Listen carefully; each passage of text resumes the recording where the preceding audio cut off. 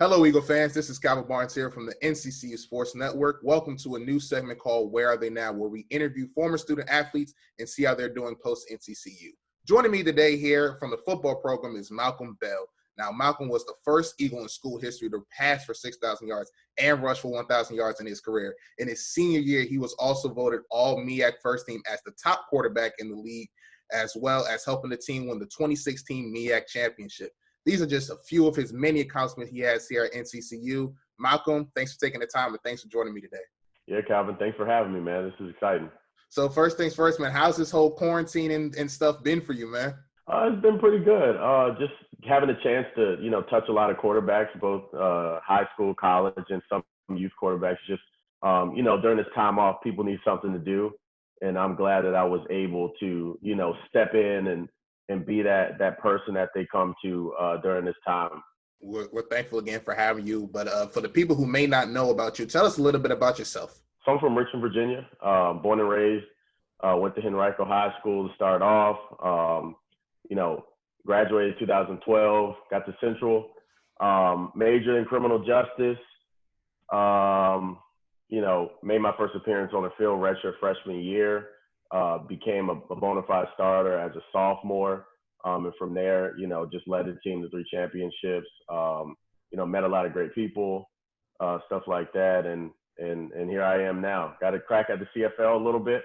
And now I'm just here just trying to help the next generation of young quarterbacks like myself. And, you talk about you went to the CFL, you're helping the young generation of quarterbacks. How did that job, come about, those accomplishments, those things you've done post-NCCU? How did all that stuff happen? My sophomore year, just sat around and thought about my deficiencies as a quarterback starting off as a young college athlete. And I started to look back at, my development as a youth quarterback and, as a high school quarterback. And I just saw that the thing that was missing was a personal trainer, a person that could give me little tips and details on fine-tuning my craft and getting better outside of just playing in an offense to throw for a lot of yards and run for a lot of yards. I think it's just those little things that I knew that I needed and I didn't have at that time. And I was blessed to have great coaches at Central that pushed me along and helped me develop throughout my career. But that was kind of the drive that just said, hey, you need to go back whenever you're done playing and try to,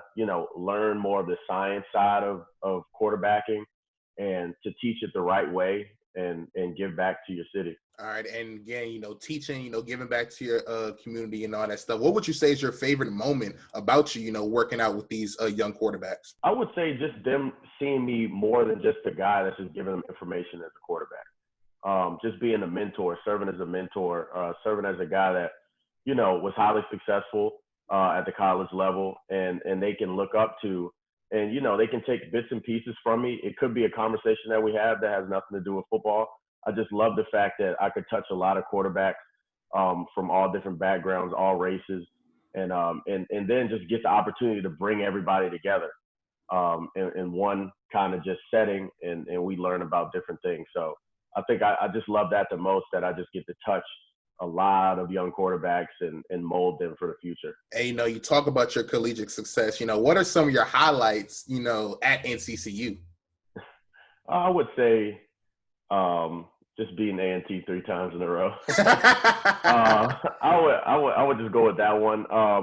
I would say in particular, the last game that we ever played or I ever played at O'Kelly Riddick was absolutely obliterating A&T that time. And it was a great feeling because we were underdogs. We were always underdogs, but that gave us a chance to go to the Celebration Bowl and represent the MEAC. And, that was something that we put our minds to as soon as Coach Matt got to Central. So it was just great to see us close out our careers pretty much at the top of the MEAC and representing in Atlanta. So we talked about you, being a student athlete on the field, some of your favorite moments. What were some of your favorite moments off the field as a student at NCCU?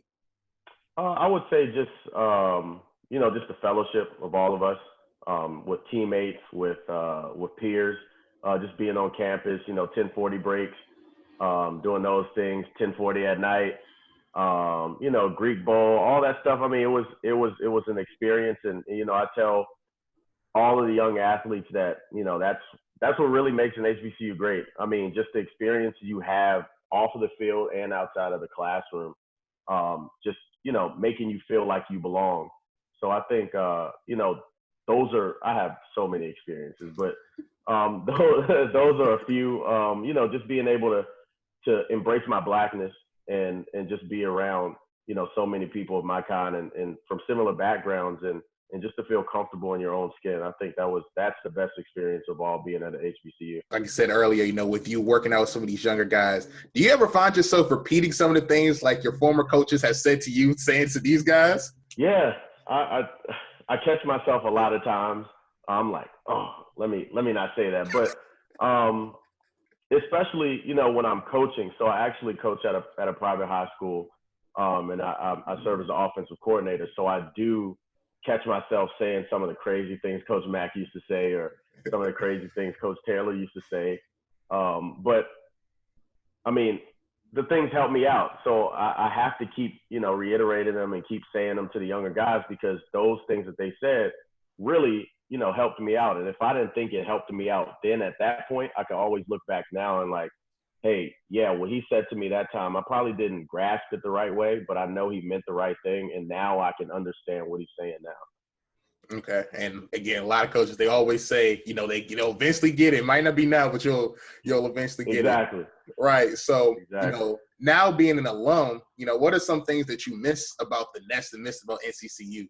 To be honest, I love the whole, just a diverse community. I mean, like I would say, it is a HBCU, it's predominantly Black, but I mean, we have so many different cultures there. It's just a great opportunity to just be, you know what I'm saying? And so, I mean, so many great things. Football obviously was really great.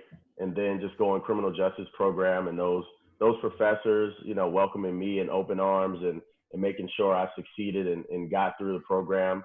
Not only just the easy way, but, going through some hard things and then pushing me to be my best self, not only on the field and knowing that I'm a quarterback, they pushed me in the classroom as well. And I always appreciated that. And again, like we said, NCCU alum, the tight community. What does that mean to you when you go out into the world and let people know that you are an alumni of North Carolina Central University? Well, I mean, first, and this goes to all HBCUs, but definitely Central is just a first-rate education. I mean, that's really the big piece. And, a lot of people kind of, stray away from that saying, oh, it's an HBCU. No, it's a great education. We have caring professors, we have caring faculty, we have people that are looking after us at all points. We have a supportive atmosphere. I mean, you look to your left, you look to your right as an alumni, trying to push you along, asking you to get involved in different things.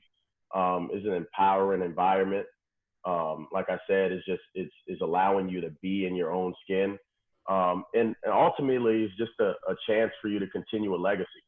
And there's a lot of people that have came before you, some people that you might not even know, but, they've kind of paved the way for us. And this is kind of just showing thanks for them. So you'll always be in great company going to HBCU and definitely being at North Carolina Central. And you're talking about paving the way for the next generation. If you had to tell a few things to a young student athlete at NCCU or who's going to attend NCCU, what would it be?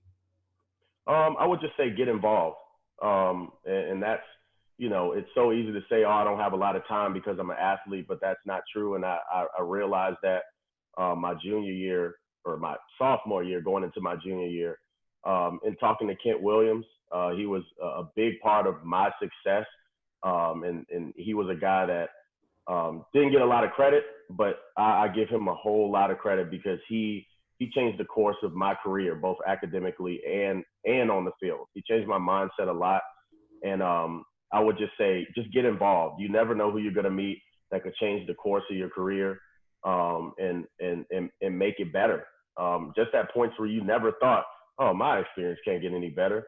No, just go out and meet, go out and join clubs, go out and, mingle with different students that, you just don't cross paths with because you're an athlete. I think it's just very important to get the holistic viewpoint of the HBCU.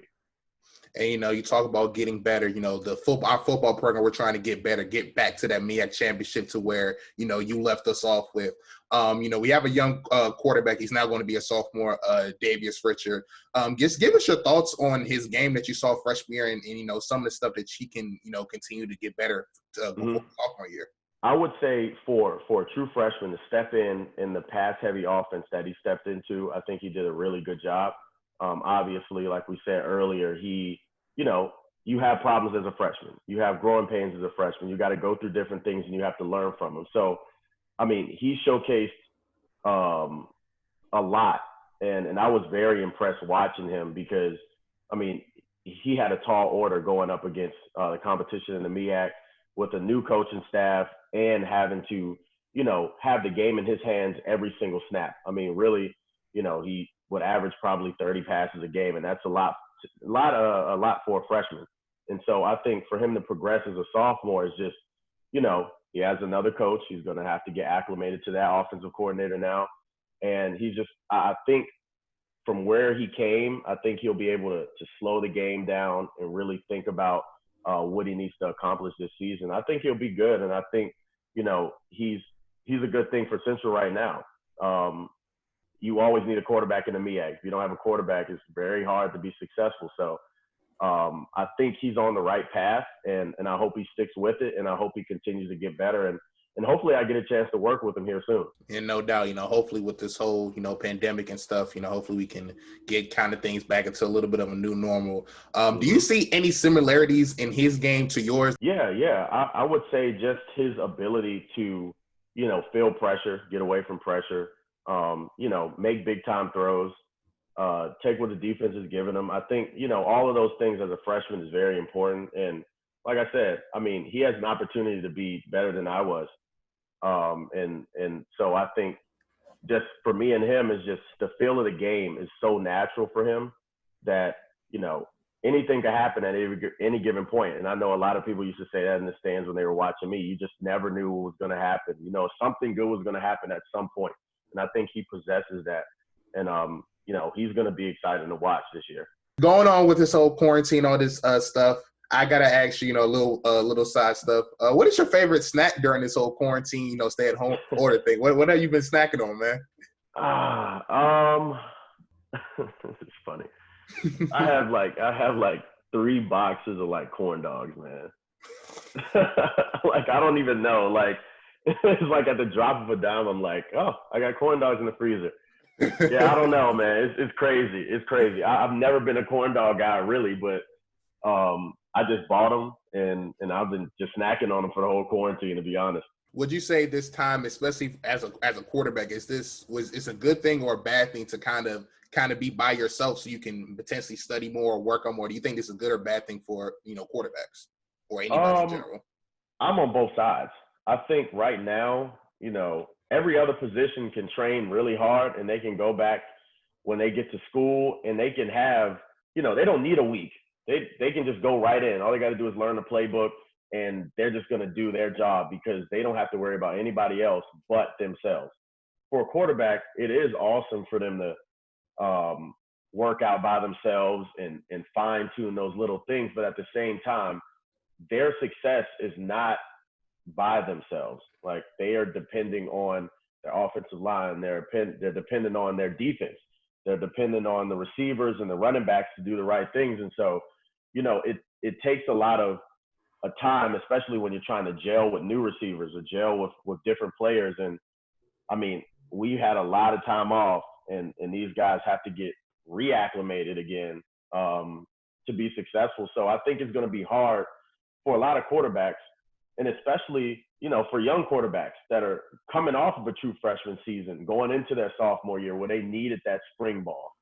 I think it's going to be difficult, but if, I have all the trust in the world in the coaches that are going to put a plan together to make sure that these guys get out and build that relationship, because that's what a quarterback needs. He can't just go out and just play for himself because it's not going to work. So hopefully everything works out for all of the quarterbacks to be able to go and get back before the season starts and to have a meaningful camp and not just something put together so they can all be prepared and ready to be their best selves. Talking about this whole quarantine, one last thing on that topic. What's one thing that you learned about yourself, during this time of, I guess, self-isolation or just, quarantine life and everything? To be honest, I guess I would say that, I don't necessarily, I don't have to be doing something in order to feel like I'm doing something. I have a job at Trinity as a private school in Richmond that I do marketing and communications for. And so I've found just new skills, and I've found new ways to do different things that I love to do outside of football. And I think that's a really big thing for me, is especially just playing football your entire life, and everything you've ever done has been sport related. I think just being able to kind of grasp something else and learn on something else and be able to do something else that you're passionate about outside of just that sport that everybody kind of just puts that label on you. I think, it's an opportunity to find other passions and find other things that you're really good at. So I think just me doing marketing and communications at the school has been like phenomenal. It's been very rewarding, and I think quarantine was the time for me to do it. Okay, great. And, when you look back at your time here at NCCU, are there some people that you would like to thank? I would actually like to thank everyone that I've ever come in contact with, because whether they know it or not, they molded me from a boy to a man, to be honest. Every single altercation, any experience, they made me better as a person. It could have been negative or positive. I think they shaped me into a great young man, and I appreciate any and everything that I've gotten from Central. Seriously, it's anybody that I've ever came in contact with, I thank you. Great. And one more question about on the field. You had a lot of great wide receivers. You had a lot of great offensive linemen. If you're starting a team right now, you can pick one wide receiver, one offensive lineman, and one running back to start your offense with. Who you taking? I'm going to get in trouble for this one. I'm going to get in a lot of trouble. All right. Receiver. I would have to go with Levonta Smith. Offensive lineman. This is going to be tough because I love all my linemen. But I think he'll appreciate this the most. Carl Jones, my center, he was one of the best players I think I've ever played with. In a running back, we had such a crazy rotation. I would take 2015 Darrell McClain. Yeah, I would take 2015 Darrell McClain. It's a lot of them, a lot of great ones. I see Totten's doing a lot of good work right now. He was a young one when I was there. But, I definitely – and even a two-headed monster. If I can put both of them together, I think Ramon and Darrell McClain and then Totten right to top it off. All of those guys, they split time and they were really good. So, yeah. Yeah, man. Just because you mentioned those names, that's no knock on anybody else. Because honestly, you could have just closed your eyes and pick one of them, and you would have been good, right? We would have been good. Exactly. Final question, one last thing. If you had to say 3 words to describe your time at NCCU, what would those 3 words be? I would say unpredictable. One. You never really know what was going to happen, but it was totally great experience. I would say that Central was very supportive in everything that I wanted to do and accomplish as a young man, and then just empowering. Again, I say it a lot, but just especially during these times right now, like I benefited from something really great in being able to just be embraced by my own people and be able to spend 4 to 5 years with people that really cared about me as a person and they wanted to see me grow. So, those are the 3 things that really, came to mind. And anything else you want to say to the people, about you, about your time at NCCU? I had a great time. I'm forever indebted. I appreciate every experience that I've ever had. Appreciate anybody I've ever come in contact with. I'm an Eagle for life. All right. Thank you very much. Eagle fans, that will be it for this segment of Where Are They Now? Again, thank you to my guest, Malcolm Bell, for joining us. We'll be back next time. Again, Eagle fans, stay safe. Eagle Pride, amplified.